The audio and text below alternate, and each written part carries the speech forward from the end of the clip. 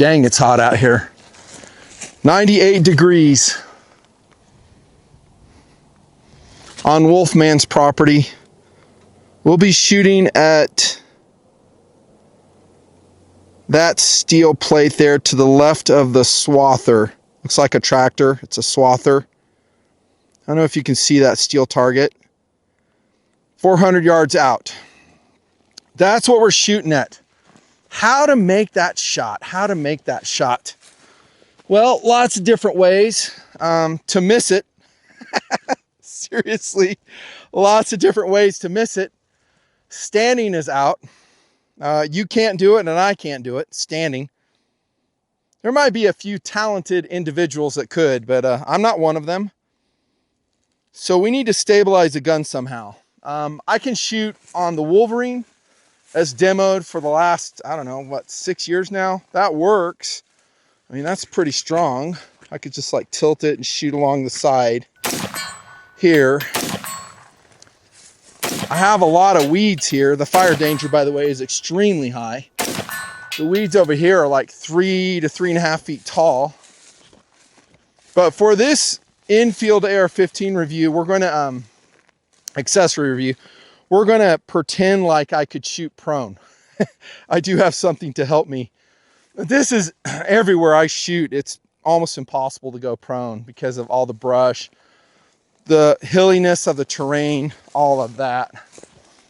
There's a quick look at my now thrashed Wolverine, doing well. TMP vehicle. RMAX in the project as well. So, how to stabilize a shot. I think you'll like this.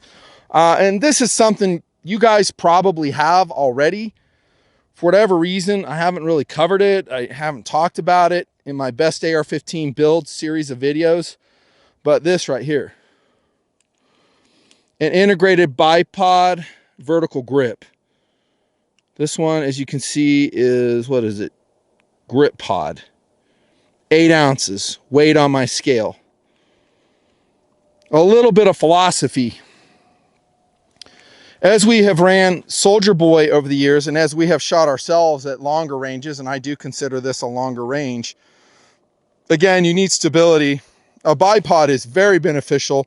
I've told guys forever, if you're coming out to Soldier Boy, you need to bring a bipod. Otherwise, you're just going to be digging your magazine into the dirt, mud, snow. That will work, but I kind of consider it an emergency thing to do that. I'd much prefer to see a dude with a bipod. Most bipods are going to be about 10 to 12 ounces, maybe heavier, depending on which one you choose. And I'm just going off memory. So this will be lighter than a lot of bipods. And it has that added advantage of a VG, vertical grip. So we're going to fasten this on that short run of Picatinny rail on my Franken gun. This is a Franken gun, all kinds of different parts on it.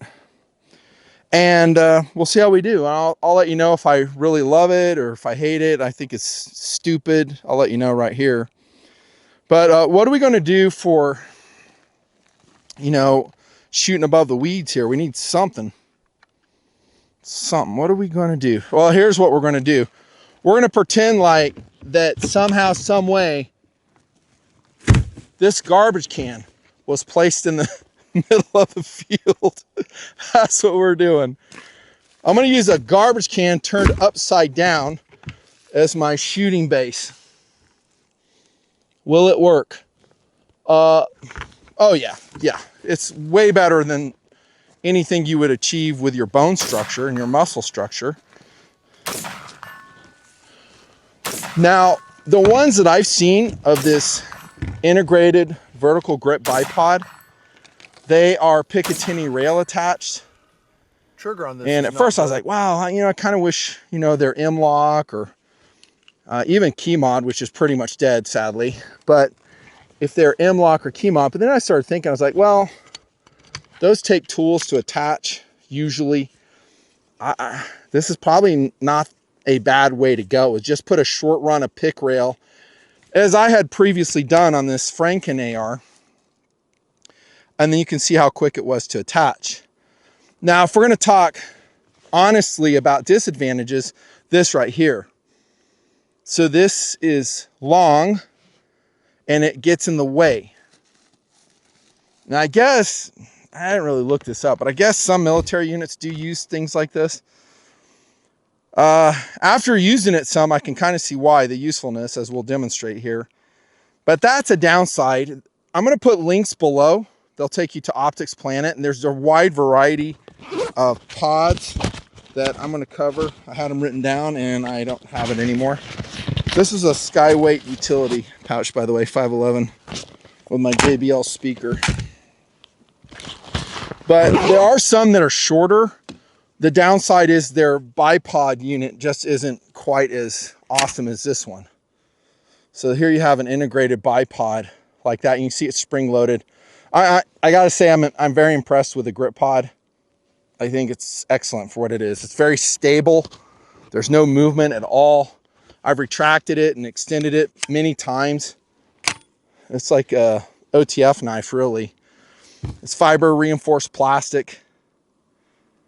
Goes on easy. Yeah. So would I run this all the time, assuming we like it here in shooting? Would I run it all the time on an AR? I would say absolutely not. It just depends on what kind of shots I'm anticipating. I don't generally like stuff on the forward end of my ARs. I like a very quick into action swing weight. Now this is a 20-inch AR, so I grabbed this one because it had the pick rail on it. Ideally, I'd be showing you a 16-inch one. Watch, by the way, is a Laco 42 automatic Flieger. Link below. Awesome watch. No, I generally don't like a lot of stuff up here. I will have a light, sometimes a very short VG, or just a super short finger stop on the rail. I use those on the AR-15 pistols a lot, and they are legal to put on. No, but it'd be nice to have this. Just keep it in your kit, right? And just, you know, just spin it on if you feel like you're going to need it for a longer shot. So let's first, well, I already put it on. I guess I'll shoot with a pod first, and then I'll shoot with it off. I can tell you right now, shooting with it on is going to be way better than shooting with it off. I'll just give you a side shot right here, since production qualities are always awesome here. I do have some wiggle in the trash can.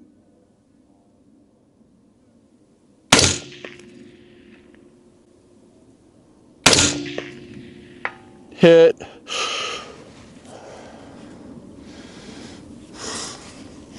I did put some come ups, and by the way, I'm shooting just a normal mix of 55 grains. I'm not even shooting 77, 69, 75s. I'm just shooting mongrel ammo right now.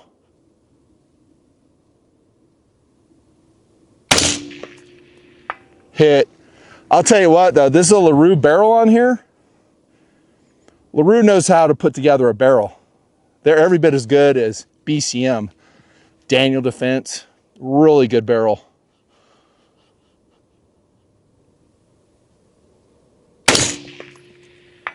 Hit.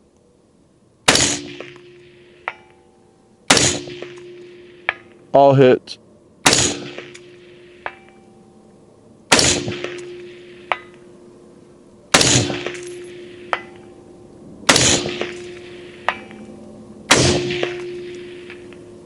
Last one was a miss.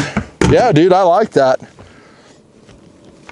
The thing about this is you can't cant left or right. It's just going to be what it is, but it kind of splays out. But I'll tell you what, it's pretty darn stable. Like if you have a surface like this that it's on, in other words, the legs can slide a little bit, it seems like it tracks really good. It'd be good for moving targets. Yeah, it looks goofy. I ain't gonna lie, it looks goofy. This does not look good. But, you know, stupid is as stupid does, right?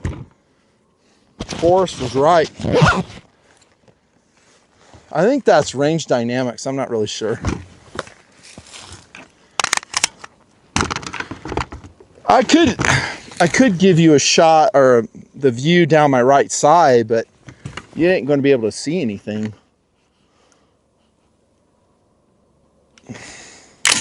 Helps if you load it, I found out.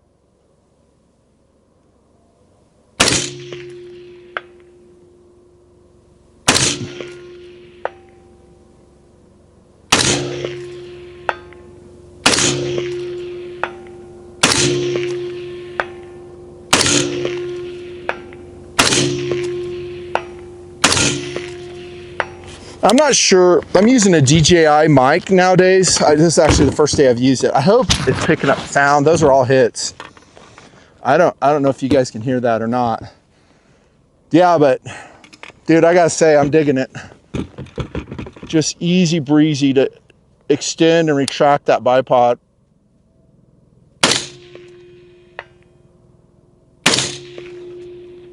Missed that one. And then to retract it, just fold the legs like this. There you go.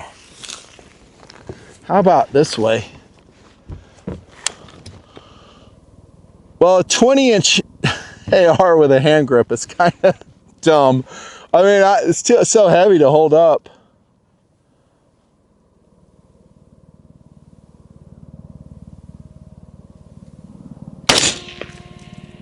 Oh, dude, I hit it.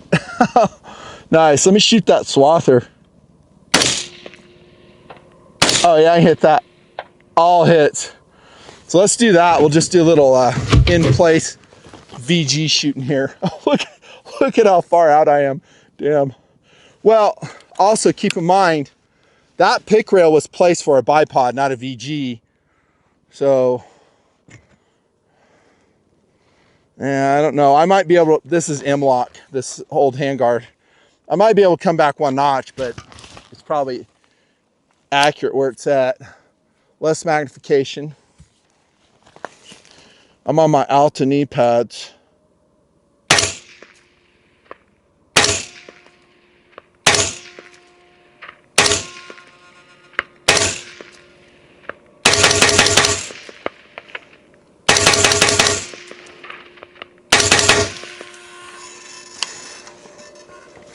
All right, so what is the final verdict in this short in-field review of an integrated bipod VG from Nut and Fancy?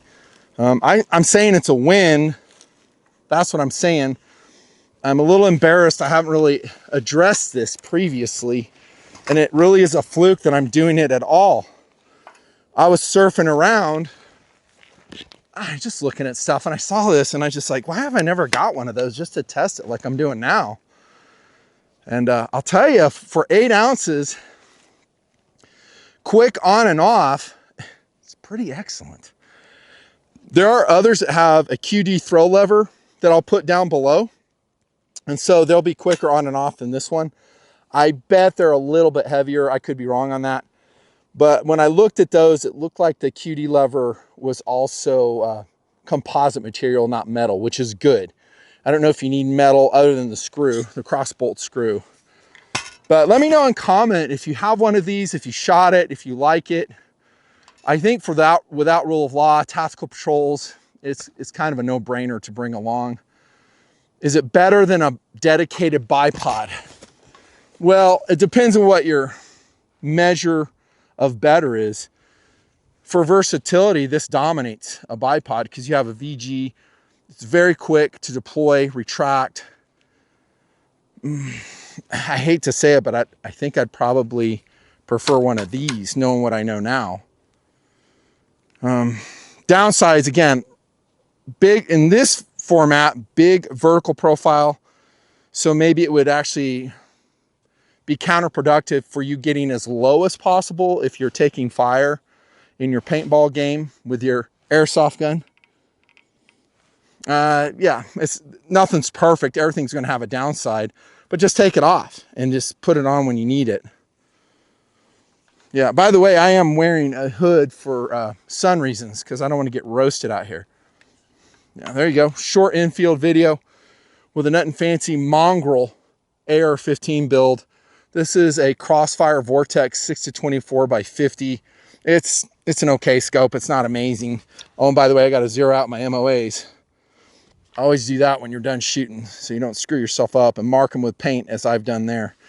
Thanks. Subscribe. Become part of the Nut and Fancy Patreon clubhouse. They're the reason I'm still doing this stuff, dude. Thank you very much. We'll do some more of this. This is kind of fun. See ya.